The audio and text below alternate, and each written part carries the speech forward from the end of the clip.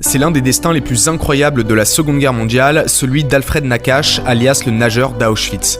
Alfred Nakache, d'origine algérienne, s'installe en France et multiplie les titres et les sacres en natation. Champion olympique, champion de France, record du monde du 200 mètres. Seulement, Alfred Nakache est juif et tout le monde le sait. Il termine 4e au JO de Berlin en 1936 en relais, devant l'Allemagne, ce qui est intolérable pour le régime hitlérien.